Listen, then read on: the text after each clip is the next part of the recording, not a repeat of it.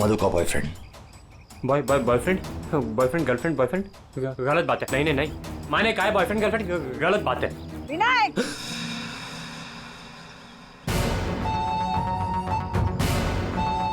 घर में चलो।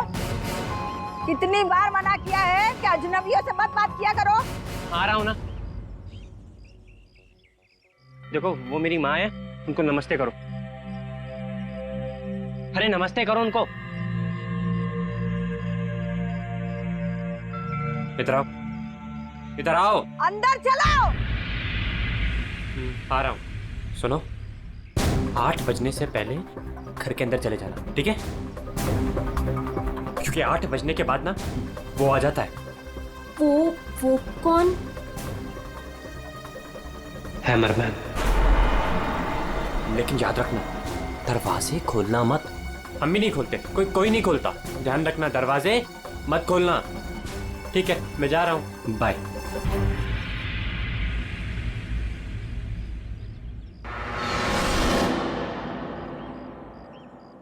दिमाग खराब है इसका यार। इसकी माँ से बांध कर क्यों नहीं रखती है? क्योंकि उसकी माँ भी तो उसकी तरह अजीब ही है एक्चुअली। चलो सामान रखते हैं। यू आर ऑलराइट ना? Yeah, I'm fine.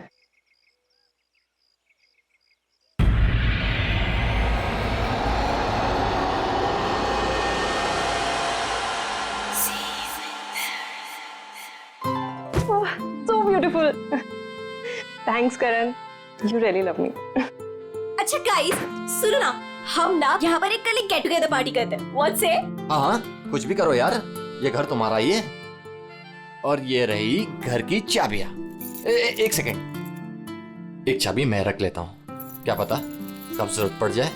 आयशा, एक चाबी तुम भी रख लो। ये लो। थैंक्स। ओह नो, क्या हुआ? 6:40 हो गए। मुझे सर्विस सेंटर जाना था अपनी कार लेने, और उसके बाद फिर माँ को भी मिलने जाना है। करण एक मिनट रुको। मुझे रास्ते में अपनी कजिन क्या ड्रॉप कर दोगे? वो प्रोजेक्ट कंप्लीट करना है मुझे। अरे तुम मेरे साथ चलोगी तो मधु का ख्याल कौन रखेगा? करण, मैं अपने घर में हूँ, जंगल में नहीं हूँ। तुम आयशा को लेकर जाओ, don't worry, I will be fine. Are you sure? Yes. Thanks Madhu. लेकिन मधु, अंदर से दरवाजा बहुत अच्छे से बंद कर लेना। ओके। ठीक है, चलो बाय।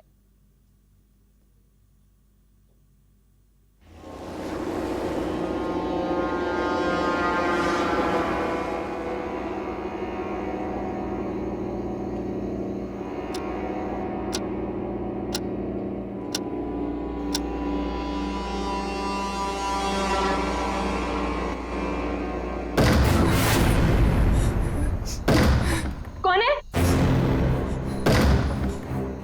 कौन है वहां?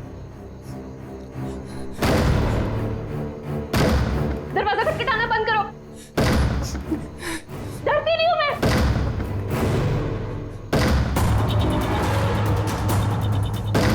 क्या करूं? यार करण को फोन कर।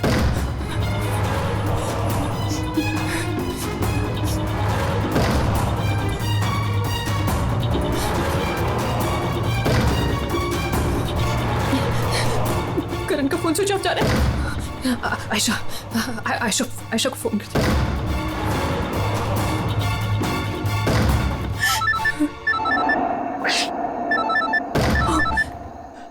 अब क्या करूं?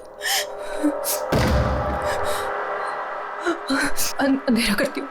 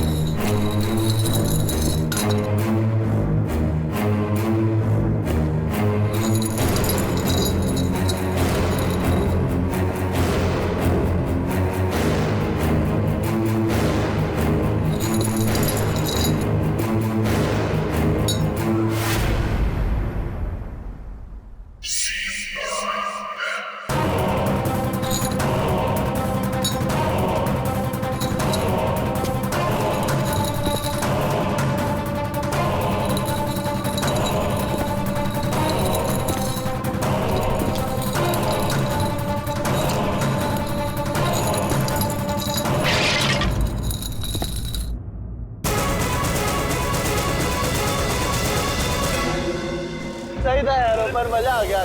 कल रात को तो क्या मस्ती मारी यार। अरे पूछो मत यार, मजा आ गया था बहुत। बस बस बस रोक दो भैया, रोक दो। Thank you. अरे मधु ना आज मेरी जान ही ले लेने वाली है। एक तो मैं अपना फोन भूल गई, रात को घर भी नहीं आई।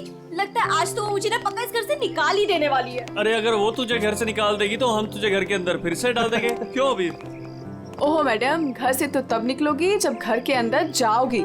जाओ, डोरबेल बजाओ, मधु को लेके लंच पे जाना है, वीकेंड की प्लानिंग करनी है। गो फास्ट। जा रही हूँ। और जल्दी आओ।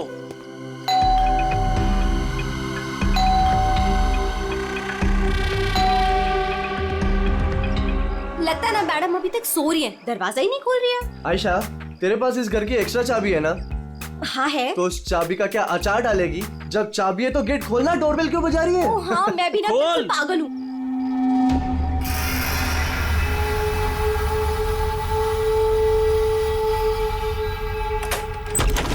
मधु, अरे मधु, कब तक सोएगी?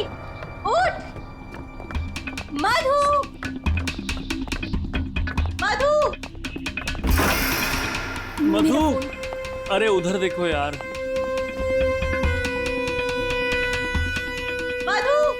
मधु बाथरूम में भी नहीं है। अरे वो तो बाहर भी नहीं है यार। यार ये मधु कहाँ चली गई है? मुझे बहुत टेंशन हो रही है। वो ठीक तो होगी ना? मधु, मधु, मधु, मधु,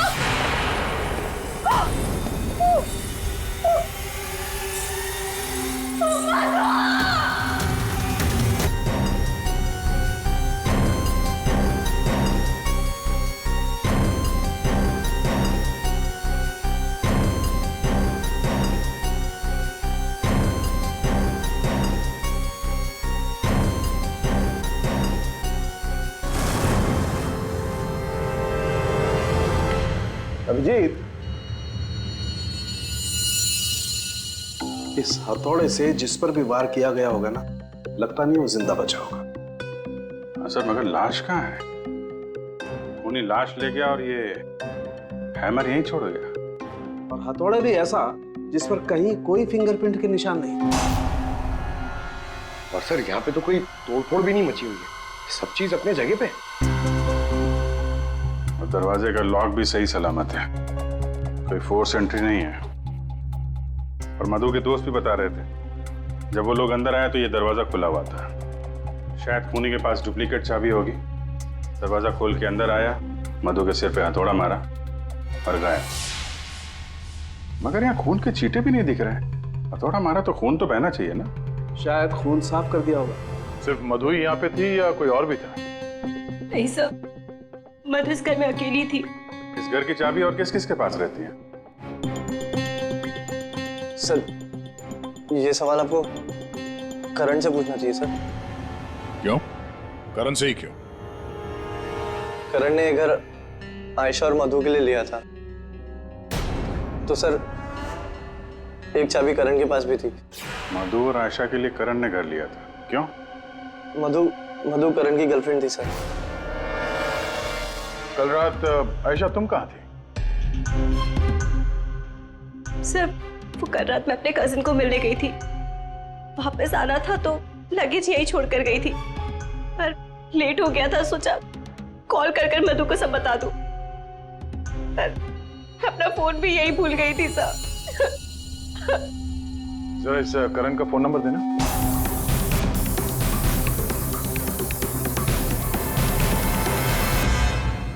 सर ऑफ।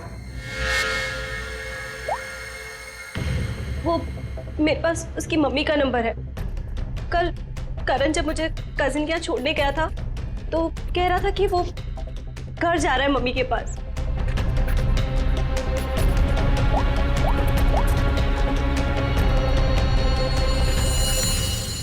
हेलो आंटी, करण है? कल रात को आया था क्या वो?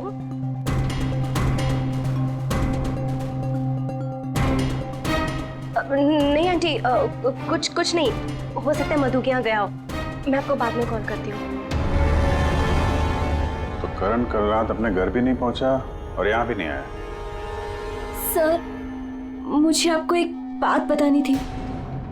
वो हमारे नेबर्स जो है ना, उन्होंने कहा था कि यहाँ पर एक हैमरमैन आता है रात को,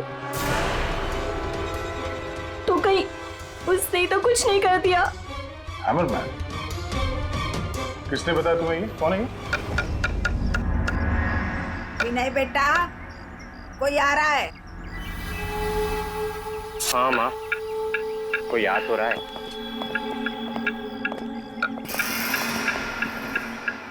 सब्जी काट रही है या लकड़ी काट रही है? काट वहां रही है, आवाज यहाँ तक आ रही है। कमला जी, आपने कल इनसे हैमरमैन के बारे में कुछ बोला था क्या? आप ऑफिसर है, उस घर में कुछ हुआ है क्या? जी हम लोग सीआईडी से हैं। उस घर में क्या हुआ ये बाद में बताएंगे। पहले आप लोग ये बताइए, हैमरमैन कौन है? क्या बता रखा है इन लोगों को आपने? नहीं नहीं, है वो सच में। रोज शाम को आता है और हैमर से दरवाजे और खिड़कियों पे ठोकता है। आप देखिए ना, वो उधर उधर निशान बने। कल भी आया था रात को 8:30 बजे। सामने के घर में ठोक रहा था। इसीलिए मैंने पूछा कि उस घर में कुछ हुआ है क्या? आपने हैमरमैन को देखा है? देखा है। आपने हैमरमैन का चेहरा देखा? हाँ देखा है। कैसे दिखता है वो मास्क पहनता है। अच्छा, कल रात भी कुछ हुआ था? कुछ देखा है, सुना है आप लोगों ने? हाँ हाँ देखा था।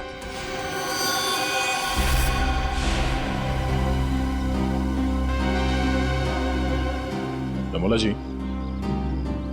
अभी आंख दिखाने से कोई फायदा नहीं। बोलो, क्या देखा था तुमने? कल रात 8:30 बजे मैंने खिड़की से देखा कि बस फिर मैंने नहीं देखा। माँ ने खिड़की बंद कर दी। एक आदमी और एक औरत। वो आदमी तो करण हो सकता है। और सर वो औरत? करण की कोई साथी? दोनों अंदर गए, मधु का खून किया और लाश लेके पीछे के रास्ते से निकल गए। एक बार पीछे की तरफ देख लेते हैं। आप लोग यहीं पे रुकिए। पूर्वी, इनसे हैमरमैन का स्केच बनवाओ। पीछे के दरवाजे से वही घुसेगा जिसे अपने पड़ोसियों की नजरों से बचना होगा। वो नहीं होगा जो मधु को लेकर निकल गया।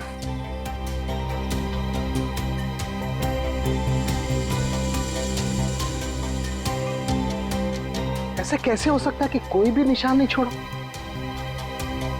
मधु को मार करके लेके गया तो भी कुछ ना कुछ तो छोड़ा होगा कोई।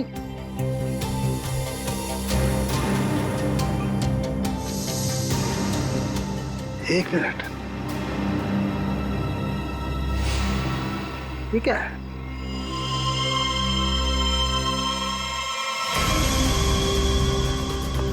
कुछ अलग से?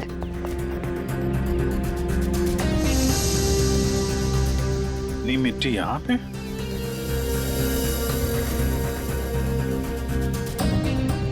लगता है किसी ने यहाँ पे पैर वैर धुले हैं, इसलिए मिट्टी यहाँ पे है।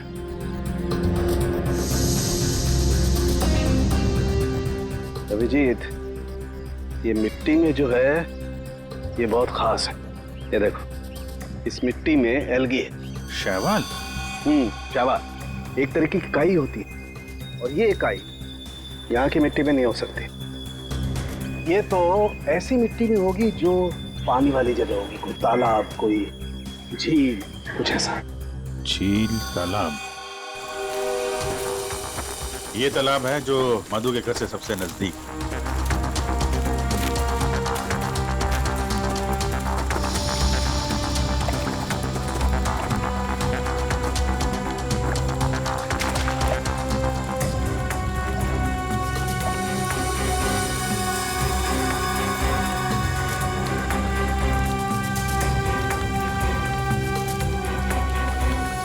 गया अभिजीत, ये देखो, यही कीचड़ वाली मिट्टी उस मधु के घर में है। इसमें भी वही एल्गी है, वही काई। तब तो ये मिट्टी अपने आप तो नहीं आई होगी ना, कोई ले गया होगा यहाँ से। अरे यार पंकज, जो आदमी इस तालाब से मधु के घर गया होगा उसके जूते के साथ चली गई मिट्टी। अब गया तो वही होगा जिसके पास मधु के घर की चाबी थी।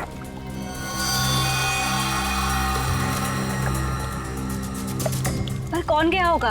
अब चाहे वो हैमरमैन हो या फिर कोई और। हैमरमैन? ये हैमरमैन ने किया है क्या? काम तो उसी का ही लग रहा है। हाँ।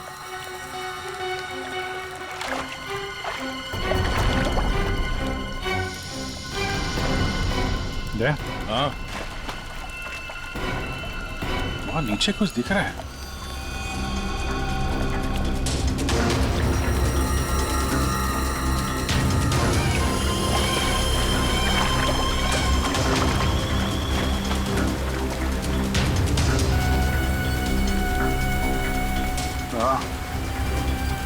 कुछ है तो सही वहां पर। डाइवर्स को बुलाते हैं और क्रेन भी।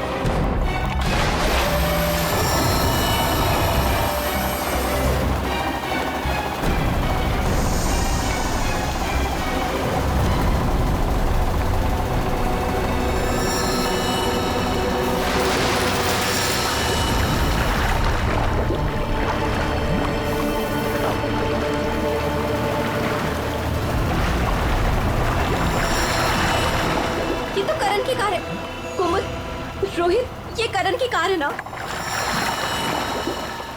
कोमल, रोहित, ये करण की कार है ना? पर करण अपनी कार इस तालाब में क्यों फेंकेगा? हो सकता है हैमरमैन लेकर आया हो। करण की कार का नंबर और इस कार का नंबर दोनों सेम है।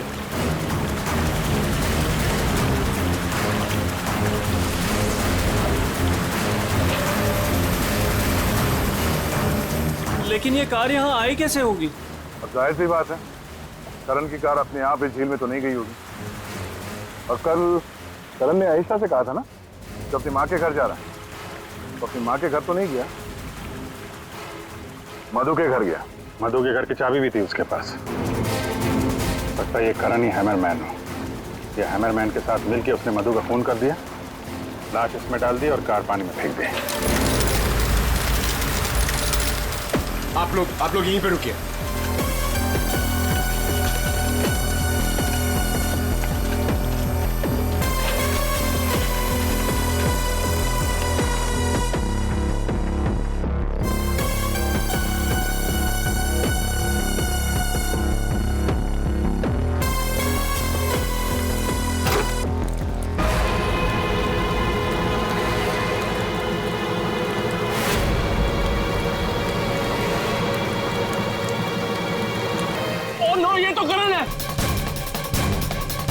प्लीज प्लीज आगे मत जाइए।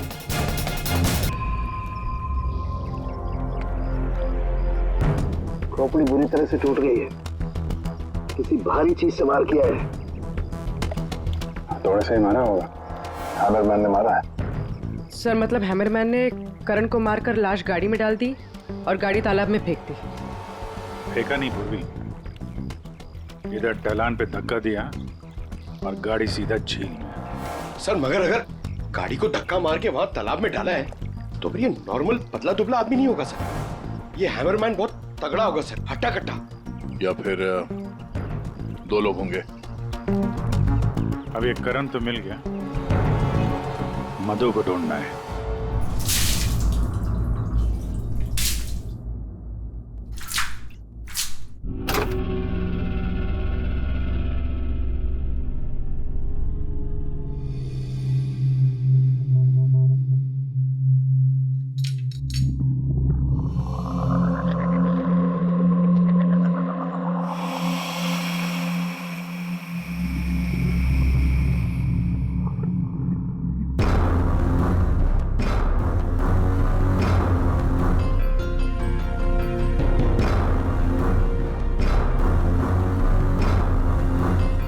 कपड़े का टुकड़ा, इस कपड़े के टुकड़े का रंग करण के कपड़े के टुकड़े से तो मैच नहीं करता है, तो शायद ये खूनी का होगा। सर क्या बता रही? सर, इस कपड़े के टुकड़े के अलावा और भी ऐसा कुछ है जो हमें बहुत कुछ बता सकता है। अंगूठी डायमंड की है, लगता है कार चलाते समय गियर बदलते वक्त गिर गई होगी।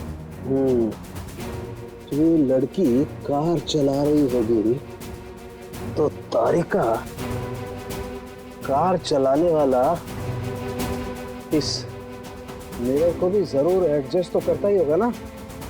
क्या बोलती है? सही बात। तो फिर ये मिरर भी कुछ ना कुछ कहानी जरूर बताएगा।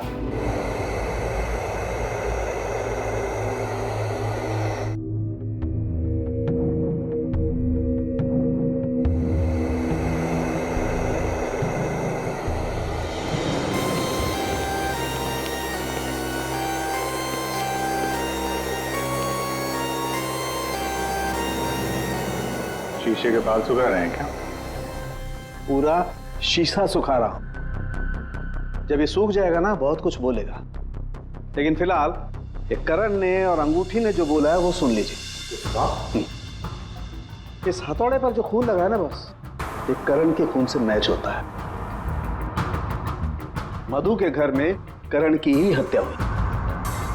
और सर, ये हीरे की अंगूठी मिली हमें उस गाड़ी में से, ड्राइवर सीट के नीचे पैरों के पास। ये अंगूठी? ये तो मधु की है। हाँ सर, हमने मधु के घर से उसके कुछ फोटोग्राफ्स लिए थे, उसमें मधु ने यही अंगूठी पहन रखी। इसका मतलब वो कार झील तक मधु चला कर लाई और इसीलिए वो अंगूठी कार में गिर गई। तो क्या करण का खून मधु ने किया? नहीं दिया, मुझे नहीं लगता। ये चक्कर कुछ और ही है।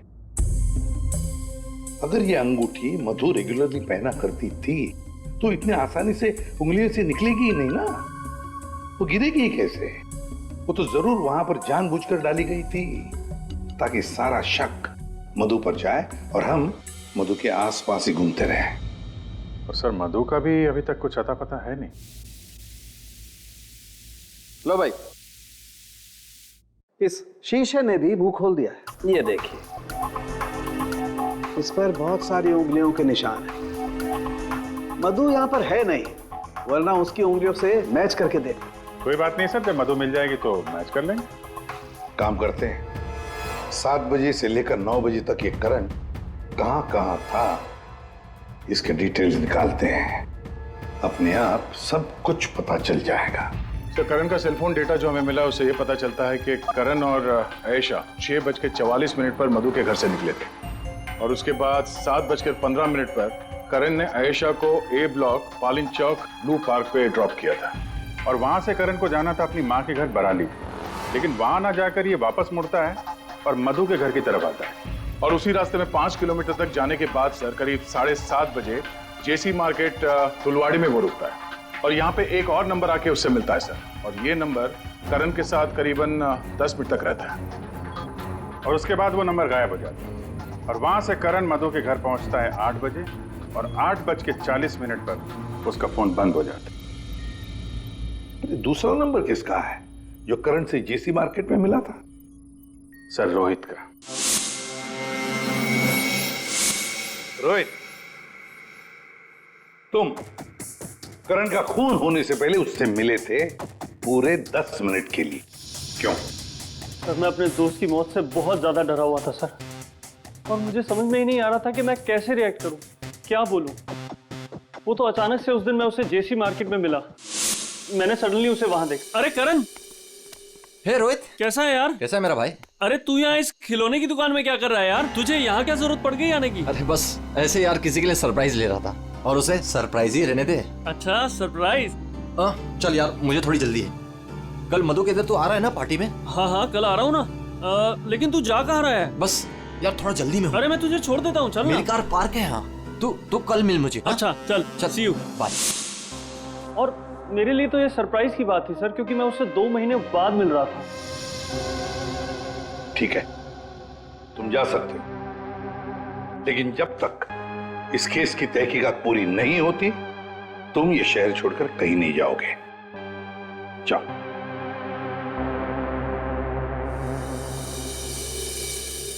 बड़ी अजीब बात है, ये करण अपने मां से मिलने जाता है लेकिन वहां नहीं जाता, जाता है खिलौने की दुकान में। क्यों? और फिर क्या खरीदता है वहां पर? और किसके लिए? उसने वहां से जो कुछ भी खरीदा होगा वो लेकर वो सीधे मधु के घर गया। तो कहीं उसने वहां से ये मांस तो नहीं लिया? और वहां से वो मधु के घर पहुंच गया, जहां पे हैमरमैन उसका इंतजार कर रहा था, जिसने खून कर दिया उसका। अब ये तो कुमुद ही बता सकती है। कुमुद? सर, आखिरी बार करण की बातचीत फोन पर कुमुद से हुई थी, और विनय ने भी बताया था सर कि उस रात हैमरमैन के आने से पहले घर के बाहर उसने गाड़ी के हेडलाइट पे 2 लोगों को देखा था सर, एक लड़का और एक लड़की। और उस लड़की के हाथ में कुछ ऐसा था जो चमक रहा था। सर, कुमुद के हाथ में भी एक ब्रेसलेट है, वही चमक रहा होगा। ये कुमुद और करण होंगे घर के बाहर।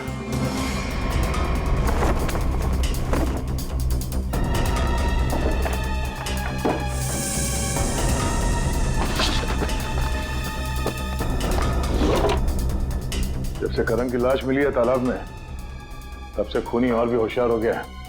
सर, लगता है ये टीम बहुत छोटी है सर। कुमुद, मधु और ये हैमरमैन। सर, लेकिन ये हैमरमैन मिले तो सही, अभी तक तो सिर्फ उसका हैमर ही मिला है, तो उसने हमारे लिए छोड़ा है। मैन तो गायब ही है। सर ये कुमुद तो भागने की तैयारी से घर से निकली, सारे कपड़े लेकर भागी,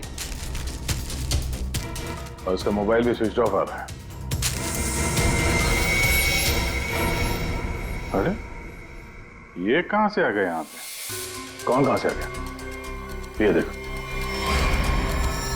इसका मतलब है ये कुमुद रमोला और विनय को पहले से जानती थी। एनवेलप पे डेट पिछले महीने की है, और ये कुमुद बोल रही थी कि ये रमोला और विनय को पहले कभी मिली ही नहीं। तो कहीं ये माँ बेटे रमोला और विनय इस पूरे साजिश में शामिल तो नहीं है? मिलते हैं माँ बेटे से।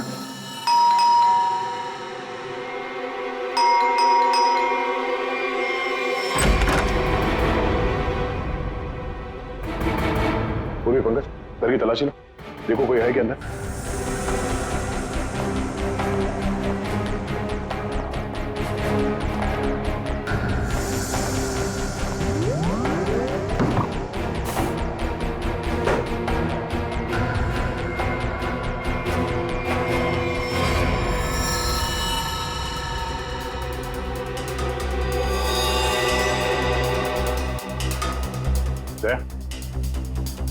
हाँ?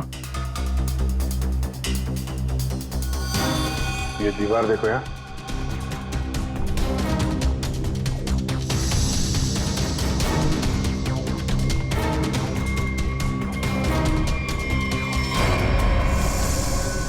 पेंट अभी ताजा है।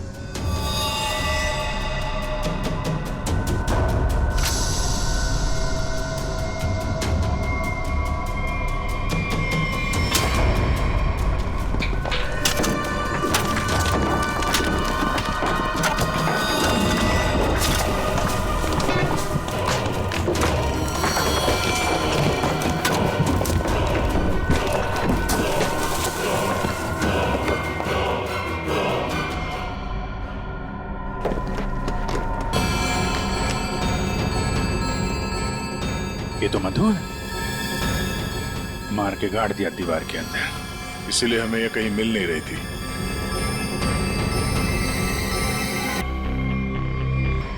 सर इसे भी हथौड़े से मारा, इसके सर पे भी वैसी ही चोट है जैसे करण के सर पे थी। यार, ये जो कुछ भी हुआ है कल रात 8:30 बजे के बाद ही हुआ है। बारिश के दिनों में ये दीवार इतनी जल्दी सूख कैसे गई?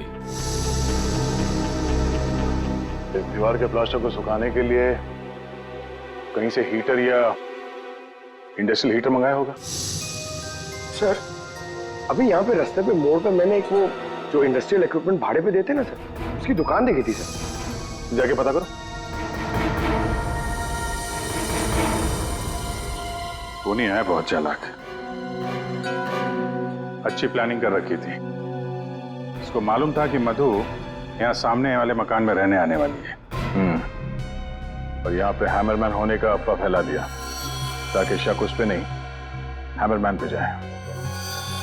और तीनों फरार हैं, रमोला, विनय और कुमुद। सर मैंने इंडस्ट्रियल हीटर के सप्लायर के बारे में पता किया। इनको रमोला और विनो के बारे में पता है, इन्होंने ही सप्लाई किया था वो हीटर।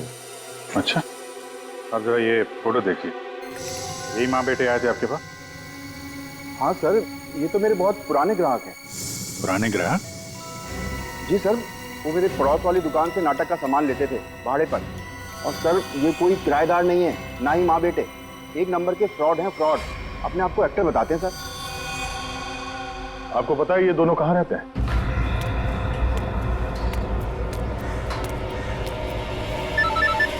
तो निकल, मैं मिलता हूँ। हाँ चल मिलते हैं। हेलो, मैं चंपा बोल रही हूँ, चाय पानी फिल्म से। हाँ जी बोलिए ना।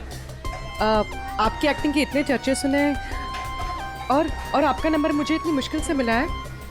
बस हमने डिसाइड कर लिया है, हम आपको अपनी अगली फिल्म में लॉन्च करेंगे। लॉन्च करेंगे मुझे? मतलब आखिर आपने मेरा टैलेंट पहचान ही लिया? हाँ, अब 1-2 दिन में शूटिंग शुरू हो जाएगी। बस एक प्रॉब्लम है, आपकी बड़ी बहन के कैरेक्टर के लिए कोई अच्छी एक्ट्रेस मिल नहीं रही। बस वो कंफर्म हो जाए तो हम शूटिंग शुरू कर देंगे। अच्छा, बड़ी, अरे है ना, बड़ी बहन है। मैं आपकी प्रॉब्लम सॉल्व करता हूँ। अरे वाह, आपने तो मेरी टेंशन ही खत्म कर दी। आप अपनी गली के बाहर आ जाइए, मैं गली नंबर 7 पे खड़ी हूँ। अरे तेरी, अरे मौसी बाहर निकलो। क्या है? अरे बाहर निकलो। क्या हुआ? अरे अपनी किस्मत खुल गई, रोल मिला है अपने को। रोल? हाँ। कौन दे रहा है? कहाँ? अरे बाहर खड़े हैं ना गली के, तुम चलो मेरे साथ, चलो। चलो चलो।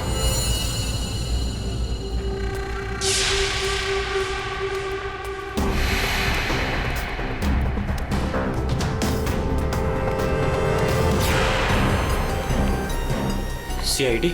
हाँ CID। कहाँ जा रहा है? अच्छे मुजरिम का किरदार तो तुम लोगों ने निभा लिया, अब जरा एक अच्छे गवाह का किरदार भी निभाओ और ये बताओ कि कुमुद कहाँ है?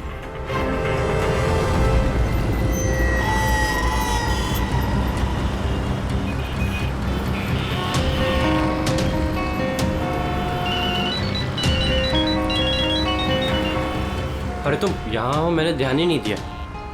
तुमने क्यों कॉल किया मुझे? सब जानते हो फिर भी? अब मैं क्या करता? CID बुलाएगी तो क्या आना ही पड़ेगा। CID? तुमने मुझे CID के कहने पे यहाँ बुलाया? मैडम आप बहुत स्मार्ट हैं, लेकिन हम आपसे ज्यादा स्मार्ट हैं। सर आप मेरी बात सुनिए। नहीं, बात सुनेंगे आपकी, लेकिन ब्यूरो चल के सुनो। चलिए। कहाँ भाग रही मैडम? पैदल ही जाएगी क्या CID ब्यूरो तक? गाड़ी लाए हम तुम्हारे। चल। और कितना इंतजार करना पड़ेगा? आखिर कोई बताता क्यों नहीं कि हुआ क्या है? जरूर बताएंगे आयशा जी, जरूर बताएंगे। लेकिन इससे पहले कि हम बताएं, तुम हमें बताओ कि हुआ क्या था। मैं? मतलब यह कि आप और मधु एक नए घर में शिफ्ट होती है, जहां पहले से ही कुछ गड़बड़ चल रही होती है। ऐसे में आप मधु को उस घर में छोड़कर अपने किसी कजिन के घर चली जाती हैं और तो और अपना मोबाइल फोन भी वहां रख के जाती है, ताकि मधु तुमसे तो मदद न मांगे। अजीब है ना? सर, मधु मेरी बहन जैसी थी, उसके साथ कुछ गलत करने के बारे में मैं सोच भी नहीं सकती हूँ। अच्छा, बहन जैसी थी? बहन तो नहीं थी ना? हाँ? अबीर, इस पूरे इन्वेस्टिगेशन में किसी ने तुम पर एक बार भी शक नहीं किया, क्यों? जो भी पूछा उसके बारे में तुम्हें कुछ पता ही नहीं। और जब मधु का खून हुआ उससे ठीक पहले तुम्हारा मोबाइल फोन स्विच ऑफ। कोई तुम पर शक क्यों करेगा? सर आप मुझ पर गलत इल्जाम लगा रहे हैं सर। मैं तो आयशा और मधु से सिर्फ 4 दिन पहले मिला था। मैं ऐसा क्यों करूंगा सर? और सर मेरा फोन पानी में गिर गया था, इसके लिए वो स्विच ऑफ है। हाँ, पानी में गिर गया था, उसी झील के पानी में जहां से करण की डेड बॉडी मिली थी। सर ये सारा प्लान तो विनय और अमोला ने सेट किया था। पैसों की लालच में ये दोनों इतना गिर गए कि इन्होंने अपने हाथ खून से रंग दिए, मधु को दीवार में चुनवा दिया। और सर अभी भी यही आलाप राग रहे हैं कि हमने कुछ नहीं किया। सच में हमने कुछ नहीं किया है। ये लो, फिर वही राग। फंस गए थे हम। आपको हाँ कहते तो भी फंसते और ना कहते तो भी फंसते। एक्टिंग करने हमें नहीं मालूम था इतना कुछ हो जाएगा। तो आप लोगों के हिसाब से मधु और करण का खून हम लोगों ने किया है? उन दोनों का खून तुम लोगों ने नहीं किया है, उन दोनों का खून किया है हैमरमैन ने।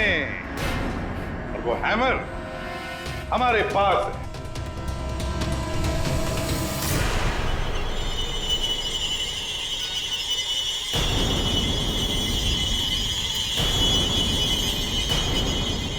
कुमुद, ये कहाँ थी?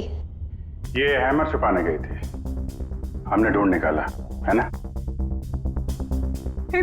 I'm sorry रोहित, मुझे माफ कर दो। तुमने मुझसे वादा किया था कि तुम मेरा नाम नहीं लोगे, मैं तुम्हें छोड़ूंगा।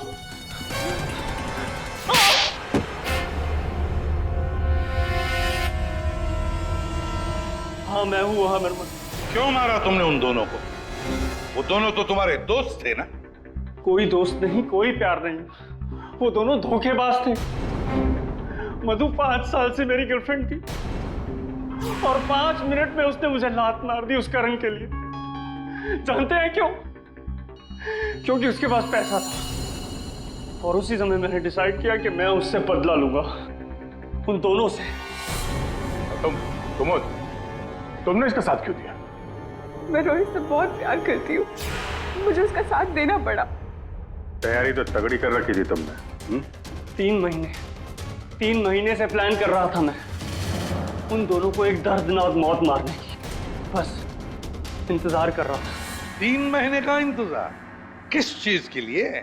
सही वक्त का इंतजार। और वो सही वक्त तब आया जब मुझे करण ने मधु के लिए घर ढूंढने के लिए कहा, और उसे मैंने ये वाला घर दिला दिया। और उसके बगल वाला घर मैंने कुमुद के नाम से रेंट पर ले लिया। और वहां इन दोनों घोचुओं को रखा, इन बेवकूफों को। और हैमरमैन बनने का प्लान बनाया। बन गए हैमरमैन ताकि तुम पर कोई शक न करे। हाँ, मानना तो मैं करण को भी चाहता था, लेकिन उस रात नहीं। उस रात मैं सिर्फ मधु को मारने आया था। मैं हैमरमैन बनकर मधु के घर में घुस गया।